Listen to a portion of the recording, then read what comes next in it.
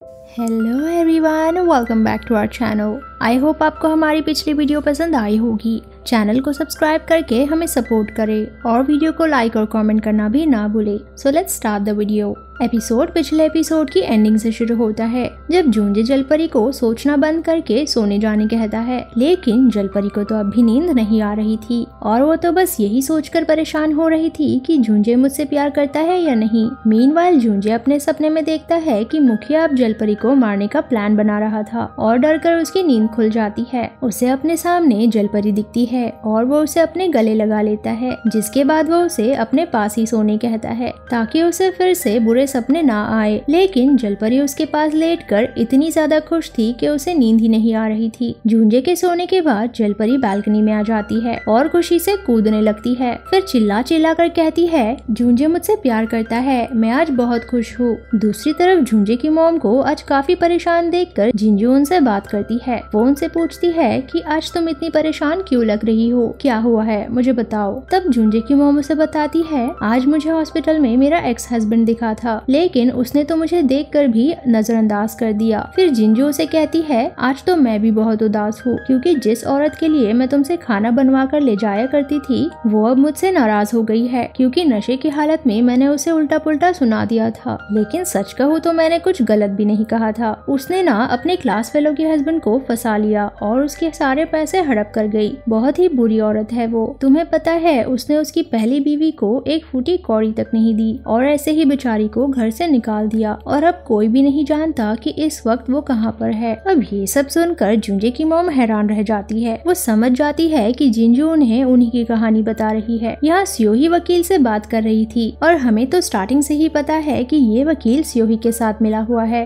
वो उसे कहती है कि पूरी जायदाद मेरे और मेरे बेटे के नाम करवा दो, जिसके बदले मैं तुम्हें इतने पैसे दूंगी कि तुम अपना खुद का लॉ फर्म खोल सकते हो। अब प्लान के अकॉर्डिंग वकील कुछ डॉक्यूमेंट्स को जूंजे का वसीयतनामा बताकर उनसे उन डॉक्यूमेंट पर मोहर लगवा रहा था, लेकिन वो अपनी आंखों की वजह से डॉक्यूमेंट्स को पढ़ नहीं पाते और ये सब कुछ यहायुन छुप कर देख रहा था। इसके बाद हम जलपरी को देखते हैं जो कि आज हद से ज्यादा खुश थी और वो एक तोते की तरह बार बार मन में एक ही बात रिपीट कर रही थी कि जूंजे मुझसे प्यार करता है और उसकी बातें सुनकर जूंजे भी हंस रहा था। खाना खाते वक्त नमदू जलपरी और जूंजे के बीच अट्रैक्शन देखता है और फिर जूंजे से वो बात करता है। वो उसे कहता है, आजकल मैं देख रहा हूँ तुम्हें शिमचोंग से कुछ ज्यादा ही लगाव हो गया है, कहीं तुम उससे प्यार तो नहीं करने लगे। जिस पर वो उसे कहता है कि तुम ऐसा क्यों बोल रहे हो। तब नमदू उसे बोलता है कि तुम अब बदल गए हो, तुम पुलिस को अपने घर का एड्रेस दे रहे हो और उनके साथ काम भी करते हो। तुमने तो मुझसे वादा किया था कि अपनी मॉम के मिलने तक तुम मेरे साथ काम करोगे, लेकिन मुझे तो अब लग रहा है कि तुम अच्छे इंसान बनते जा रहे हो। अच्छा तुम मुझे एक बात बताओ, इस पानी में मैं और शिमचोंग गिरे तो तुम पहले किसे बचाओगे। इस पर जूंजे मुस्कुराकर कहता है, ऑफ कोर्स मैं तुम्हें बचाऊंगा और अगर मैंने नहीं भी बचाया तो वो तुम्हें बचा लेगी। तभी उसे ऑफिसर होंग का कॉल आता है और वो उनसे मिलने चला जाता है। दरअसल पुलिस को जूंजे की मदद से मादेयंग की गाड़ी मिली थी और वो मादेयंग को पकड़ने में पुलिस की मदद कर रहा था। दूसरी तरफ जूंजे की मॉम जिंजू को बताती है कि वो नौकरी छोड़ना चाहती है, लेकिन जिंजू उन्हें मना कर दी है और उन्हें कहती है, तुम यहाँ से चली गई तो खाना कौन बनाएगा और मुझे तो अब तुम्हारी आदत सी हो गई है, प्लीज तुम यहाँ से मत जाओ। लेकिन वो फिर भी वहाँ से जाने की बात कर रही थी। तब जिंजू उन्हें कहती है, देखो जब तक कोई दूसरी मेड नहीं मिल जाती तुम प्लीज तब तक यहाँ काम करो और फाइनली वो मान जाती है। तभी चाशेहा वहाँ आती है और मेड से कहती है, तुम्हें आज मेरे साथ कहीं चलना है तो शाम तक तैयार रहना।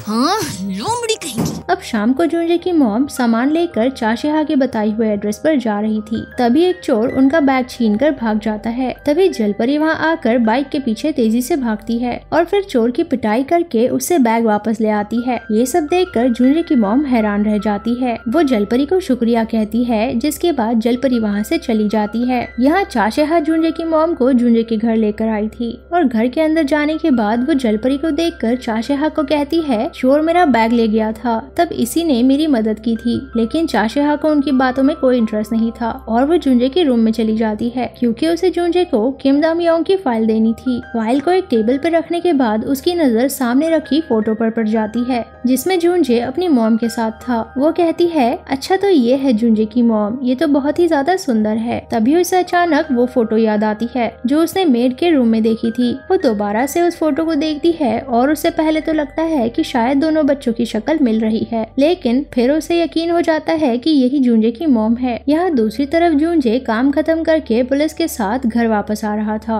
और इसी के साथ ये एपिसोड खत्म हो जाता है। सो गाइज, आपको क्या लगता है कि अगले एपिसोड में जूंजे अपनी मॉम से मिल पाएगा या फिर कुछ ऐसा होगा कि वो दोनों फिर से नहीं मिल पाएंगे? कमेंट करके जरूर बताइए। Thank you for watching.